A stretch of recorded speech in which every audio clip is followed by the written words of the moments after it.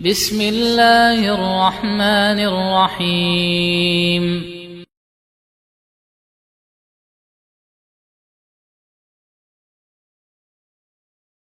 Bismillahirrahmanirrahim. Assalamualaikum warahmatullahi wabarakatuh. Alhamdulillahi wassalatu wassalamu ala rasulillah wa ala alihi wa sahbihi wa man walah wa la hawla wa la quwata illa billahi amma ba'd. Fa ikhwani fid din wa akhwati fillah rahimani wa rahimakumullah. Semoga Allah Azza wa Jalla senantiasa mencurahkan rahmatnya kepada kita sekalian. Saya ucapkan kepada seluruh kaum muslimin, taqabbalallahu minna wa minkum. Semoga Allah Azza wa Jalla menerima amal-amal ibadah kita semuanya. Selamat Hari Raya Idul Fitri. Dan bersamaan dengan ini juga kami ingin menyampaikan sedikit nasihat terkait dengan reuni Lebaran. Berjumpa dengan kawan-kawan lama, apalagi berjumpa dengan saudara yang masih punya hubungan kekeluargaan, yang masih punya hubungan kekerabatan. Ini adalah salah satu bentuk pendekatan diri kepada Allah Subhanahu wa Ta'ala. Apakah di hari Id maupun di hari-hari yang lain. Karena menguatkan hubungan persaudaraan sebagai sesama muslim. Begitu pula sebagai keluarga adalah dianjurkan di dalam syariat. Sangat diperintahkan di dalam syariat. Menjaga hubungan baik antara sesama muslim, terutama yang masih punya hubungan kekeluargaan. Allah Subhanahu wa Ta'ala berfirman, innamal mu'minuna ikhwah. Sesungguhnya orang-orang yang beriman itu bersaudara. Maka dengan diadakannya reuni, pertemuan bersama kawan-kawan lama yang sudah lama tidak berjumpa, atau bersama keluarga yang sudah lama tidak berjumpa, ini adalah hal yang sangat baik sekali. Tetapi jamaah sekalian, ketahuilah itu ada batasan-batasannya. Di antara batasannya yang ingin kami ingatkan pada kesempatan yang mulia ini adalah reuni itu tidak berlaku bagi lawan jenis yang tidak punya hubungan mahram. Tidak punya hubungan mahram, tidak punya hubungan kekeluargaan.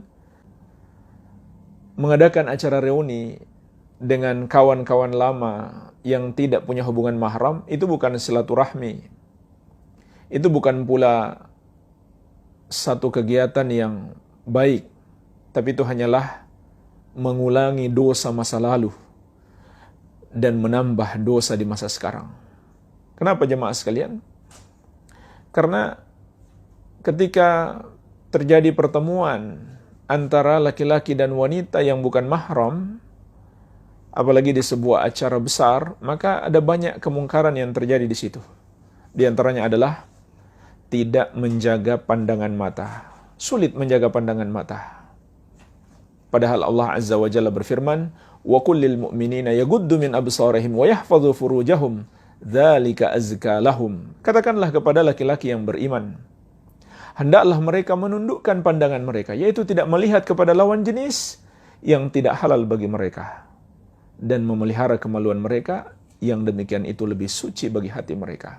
Wa kullil mu'minati yaghdudna min absarihinna wa yahfadna furujahunna.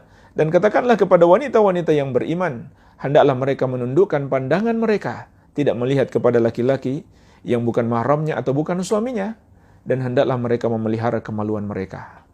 Ini pelanggaran yang pertama. Tidak akan bisa menjaga pandangan mata. Apatah lagi kalau berjumpa dengan kawan-kawan lama yang belum menutup aurat dengan baik. Atau dengan para wanita, kawan lama kita yang belum menutup aurat, maka dosanya pun akan semakin besar. Baik dosa dari wanita tersebut, atau dosa kita memandangnya. Ya. Kemudian yang berikutnya juga terjadi campur baur antara laki-laki dan wanita. Padahal Allah Azza wa Jalla memerintahkan kepada orang-orang yang sangat kuat imannya dan kepada wanita-wanita suci yang sudah dijamin masuk surga untuk menjaga batasan, menjaga hijab ketika terjadi interaksi di antara mereka. Allah Azza wa Jalla berfirman kepada para sahabat radhiyallahu anhum ajma'in, "Wa idza sa'altumuhunna mata'an fas'aluhunna min wara'i hijabin." dzalikum atharu liqulubikum wa qulubihinna. Kalau kalian meminta sesuatu kepada istri-istri Nabi, maka mintalah dari balik hijab. Yang demikian itu lebih suci bagi hati kalian dan hati mereka. Subhanallah. Ini orang-orang yang sangat kuat imannya, tetapi Allah masih perintahkan mereka untuk menjaga kesucian hati mereka dengan menjaga hijab di antara mereka.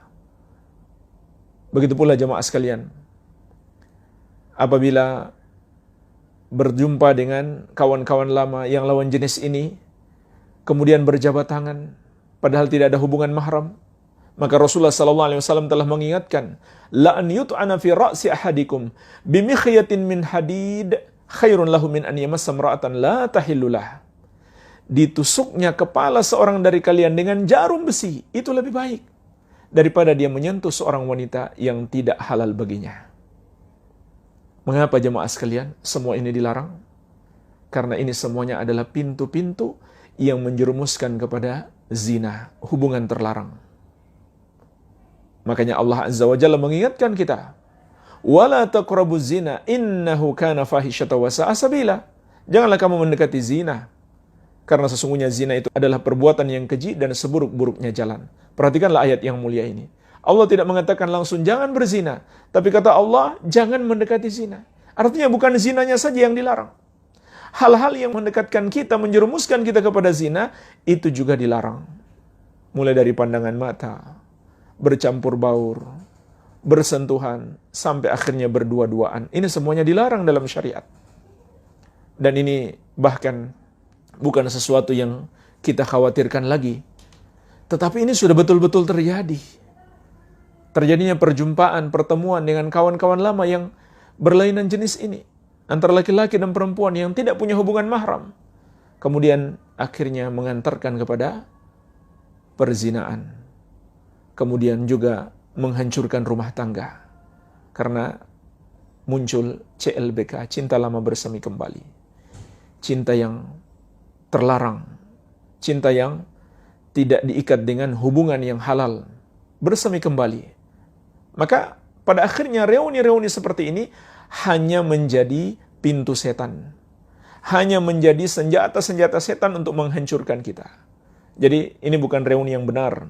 Kalau ada acara pertemuan antara kawan-kawan lama yang laki-laki dan perempuan yang tidak punya hubungan mahram. Ya. Barangkali sebagai solusinya, kalau mau adakan pertemuan, maka buatlah hijab. Dan para suami berjumpa dengan para suami, begitu pula para istri berjumpa dengan istri-istri yang lain. Jadi itu bisa dijadikan solusi. Kalau memang mau saling berkunjung, saling berziarah, memanfaatkan momen Idul Fitri, memanfaatkan momen Ramadan dan buka bersama, maka boleh saja kita setting acaranya dengan terpisah antara laki-laki dan wanita. Sehingga kaum laki-laki berjumpa dengan kaum laki-laki saja, dan kaum wanita berjumpa dengan kaum wanita saja. Barangkali ini tidak masalah insyaallah ta'ala sebagai solusinya. Jadi jemaah sekalian, hari raya ini kita harus waspada, banyak pintu-pintu setan yang menunggu kita. Setelah sebelumnya, setan-setan itu dibelenggu, diikat selama bulan Ramadan. Jangan sampai kita biarkan setan kembali menjerumuskan kita dalam dosa di bulan Syawal atau di hari raya Idul Fitri. Terakhir saya tutup dengan mengingatkan ucapan Imam Ibn Rajab Al-Hambali rahimahullah, laisal 'id liman labisal jadid, innamal 'id liman ta'atuhu tazid. Bukanlah hari raya itu untuk orang yang berpakaian baru, melainkan hari raya itu untuk orang yang ketaatannya bertambah. Laisal 'id liman tajammala bil libasi war rukub, innamal 'id liman ghufira lahu dzunub. Bukanlah hari raya itu untuk orang yang berhias dengan pakaian yang indah dan kendaraan mewah, melainkan hari raya itu untuk orang yang diampuni dosa-dosanya. Kita tidak tahu, kita tidak bisa memastikan apakah dosa-dosa kita selama bulan Ramadan atau di tahun-tahun sebelumnya diampuni oleh Allah atau tidak. Maka mengapa kita masih menambah dosa lagi?